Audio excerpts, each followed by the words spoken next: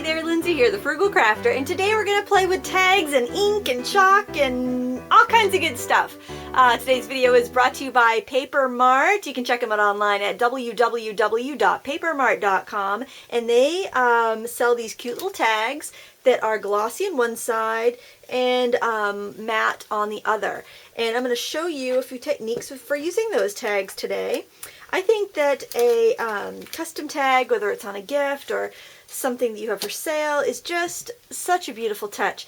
If you're selling your work and you're packaging it up, if you take time to make a really special tag, that really makes people think, boy, if the tag is this special, if they've put that much time in the packaging, how lovely is the actual work going to be? So I just love packaging up things pretty. So if you want to know what side's gloss, just kind of hold it to the light and you'll see it kind of shine a little bit. See that shine there? And the other side is matte. And the first technique I'm going to show you is one called poppin' pastels. And if you've been to a Stampin' Up! Party before, you've probably seen this technique. And what I have here is just some clear embossing ink. So ink up your stamp and you'll see that it's inked up because it's nice and shiny. Now the nice thing about embossing ink is that you don't need to wash your stamp after. That embossing ink will actually moisturize it, and it'll condition it. It will really help the rubber last longer. And also, if you had a really stubborn stain on your stamp, stubborn stamp stain, and you put the embossing ink on it and you leave it overnight, then you can wash it right off with stamp cleaner. That will take off stays on, pigment ink, anything you've had on there that's hardened. The oil in the glycerin in the stamping ink will just kind of make that come right off. It's wonderful stuff. It's great for conditioning your rubber stamps. So here I can tell that it's been inked. I'm trying to hold this in the light so you can kind of see the glare of where the ink is. Now while that's still wet, you want to add some chalk. So here I've just got this inexpensive set of craft chalks. I have used eyeshadow, I've used artist chalk, I've used children's chalk, and I've used pan pastels. They all work, but I'll have to say that the cheaper chalks work better for this because, like the pan pastels, they'll stick to everywhere and just stick darker to the inked area, whereas the cheaper stuff will just stick to where the ink is. So as you dab that on, you can see that the chalk is only sticking where the ink is. I'm going to bring that up to the camera a little bit closer. Let me just use a tissue to wipe away any chalk I don't want. Now, if you have a multicolored image and you want to be really careful, you can use a Q-tip to apply it.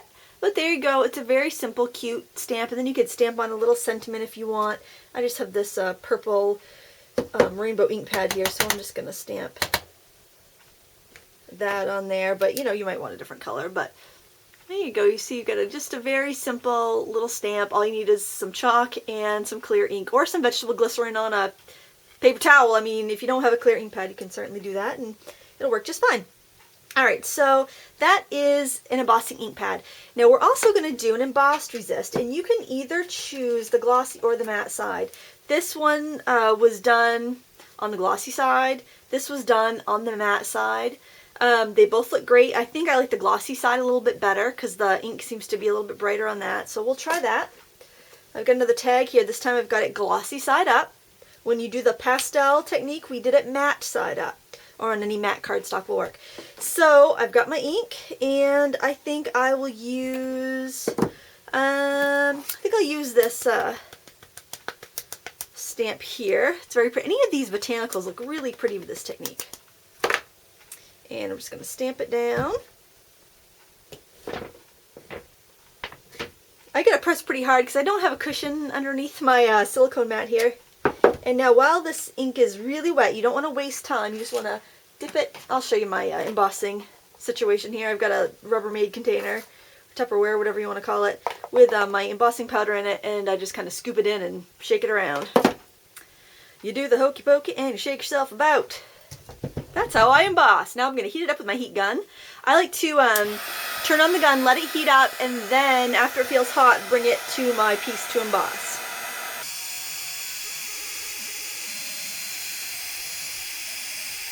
Alright, I'm going to set that aside for a second. Boy, I am just good with the onomatopoeias today, eh? All right, and then I'm going to show you another technique, and we're going to use a different ink pad. We're going to use a clear resist pad. Now the big difference between this and an embossing pad, because you can use an embossing ink pad for this, is that instead of a spongy foam top, it's got a fabric top to it, and it doesn't, the ink isn't as juicy, so it doesn't leave as much ink on your stamp or on your paper. So if you don't have a clear resist pad and you want to use your Versamark pad or whatever embossing ink you have, you absolutely can, but you have to make sure that it's completely dry before you go on to adding ink. Ooh, I just I took the top off, but they're meant to come off so that you can ink larger stamps. And now on the glossy side of another tag, I am going to stamp this flower. I'm going to stamp it off center because I think it looks a little nicer when you go off center. Just give it a few seconds for the ink to transfer. Don't see the glare. Now, this needs to be dry before you go on to the next step. So I'm just going to heat it just to make sure that it is.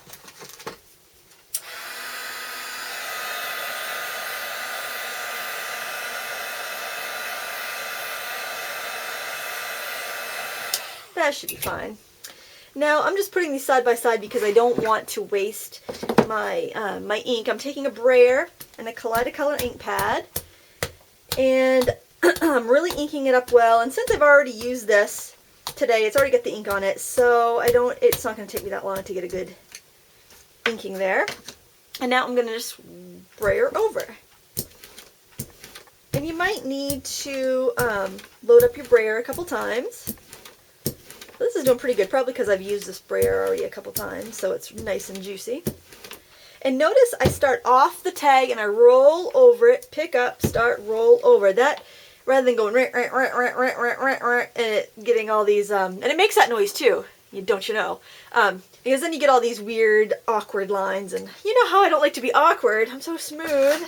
Alrighty, now we're going to take this tissue and just a clean tissue or paper towel. You want to wipe off any extra ink that is sitting on top of your resisted area. Okay. Now I want to do these side by side for two reasons. First, so I didn't waste any of my precious ink, but also so you can see the difference between this technique. I'm going to bring them up a little bit closer to the screen, to the camera. So the clear resist ink pad gives you a very subtle look. The embossed resist gives you a very bold, almost like a batik look. So I apologize for that glare on the camera there. I'm going to try to get it away from the lights, but so you can still see it. But see, two very pretty looks, very different, but you know, something you can try with materials you probably already have. And if you don't have a rainbow ink pad, you can use a regular ink pad. You could go over it with watercolors. You know, you could just kind of press an ink pad onto it if you don't have a brayer. Experiment, have fun. When you're done with your experimenting in your playtime, you'll have all kinds of beautiful tags that you can add to gifts or for packaging your crafty wares. I want to thank you so much for watching, and thank our sponsor one more time for sponsoring our video today, Papermart. Check them out online, www.papermart.com, where we make you look even better. Thanks so much for watching. Until next time, happy crafting!